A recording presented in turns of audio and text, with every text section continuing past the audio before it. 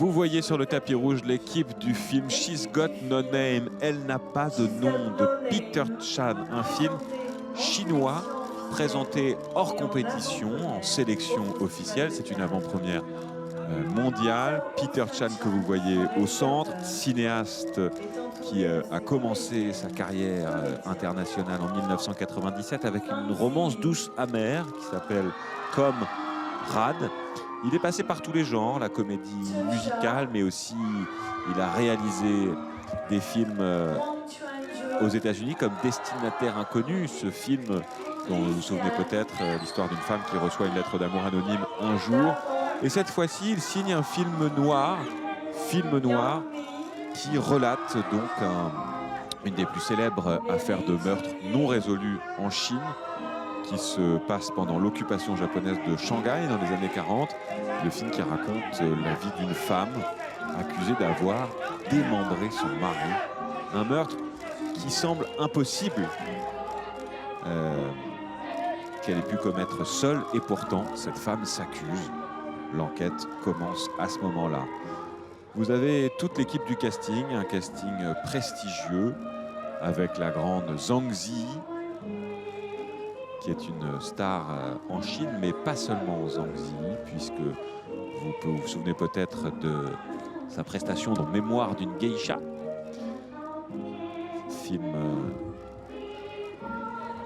qui avait connu un immense succès mondial. Elle a aussi été membre du jury de la section Un certain regard, ici, sous la présidence du réalisateur danois Thomas Vinterberg, mais aussi membre du jury de la Ciné Fondation et du jury des longs métrages. Ça, c'était en 2006, aux côtés de Monica Bellucci et de Tim Roth et de Wong Kar-wai, puisque c'est l'actrice qui a joué dans 2046 de Wong Kar-wai, aussi film exceptionnel de 2004. On l'a vu dans Rush Hour 2, on l'a vu dans Tigre et Dragon, dans Les Cavaliers de l'Apocalypse, ou encore dans Godzilla. Ça, c'était plus récemment, en 2019.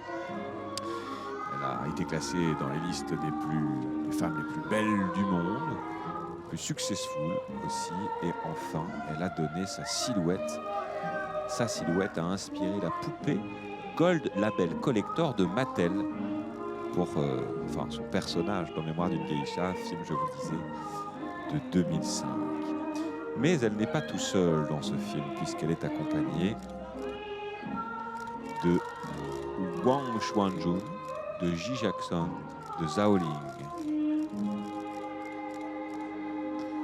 que vous voyez tous ici réunis. La sortie du film s'établit dans un contexte morose du cinéma chinois, en tout cas à Hong Kong, puisque la traditionnelle période du Nouvel An lunaire, qui dure environ 2 mois, a été un désastre en termes de chiffre d'affaires, et donc l'industrie du cinéma compte sur un film tel que She's Got No Name pour redonner un peu d'air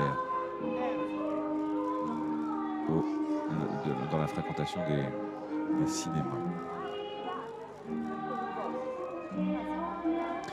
L'histoire que je vous ai racontée de ce film She's Got No Name, ce film noir, est issue en réalité donc d'un fait divers qui a aussi été inspiré, qui a déjà inspiré un livre dans les années 80, livre d'un écrivain taïwanais, Li Hang, et le roman s'appelait La femme du boucher, publié en 1983.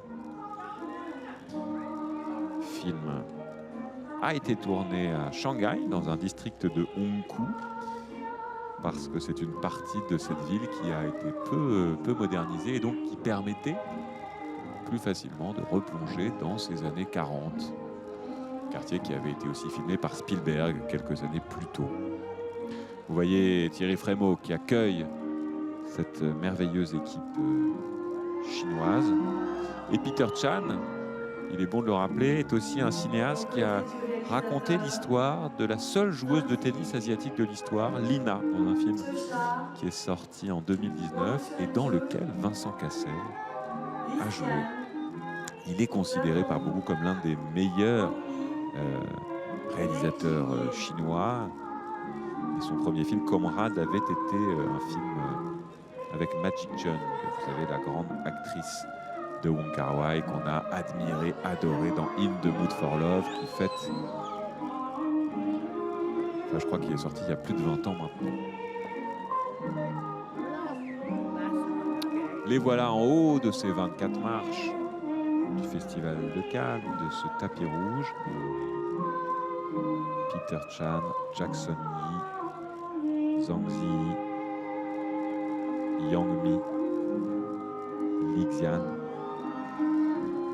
Tous ces acteurs vont nous emmener vivre une histoire sordide, puisqu'il s'agit d'un démembrement, mais aussi une histoire d'émancipation féminine. En tout cas, c'est la question que se pose le réalisateur, puisque les femmes à l'époque n'avaient pas la possibilité de divorcer, et ce qu'il admirait, en tout cas ce qui l'intéressait, c'était aussi l'histoire de résilience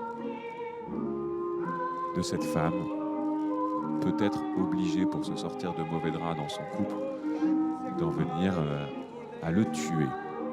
Mais ça n'est qu'une hypothèse. Nous n'avons pas vu le film, l'avant-première, et dans quelques instants, nous allons les suivre. Voilà, ils entrent dans la grande salle, 2300 personnes les attendent, ils vont les applaudir.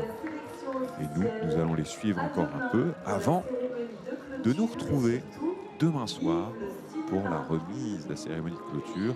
Nous vous ferons part de toutes les informations que nous entendons dans les coulisses, des retours des réalisateurs, actrices et acteurs à l'aéroport, pour vous donner un aperçu de ce palmarès qui est très, très attendu et qui sera donc décerné par Greta Gerwig. Rendez-vous à 17h15 demain. Bonne soirée à toutes et tous.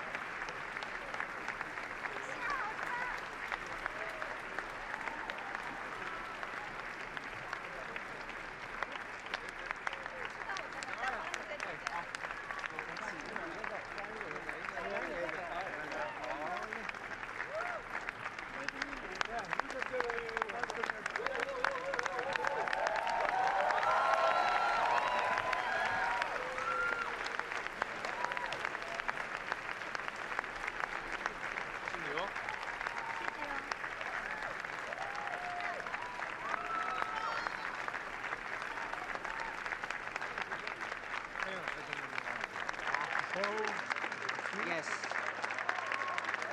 We're going to sit now. Okay.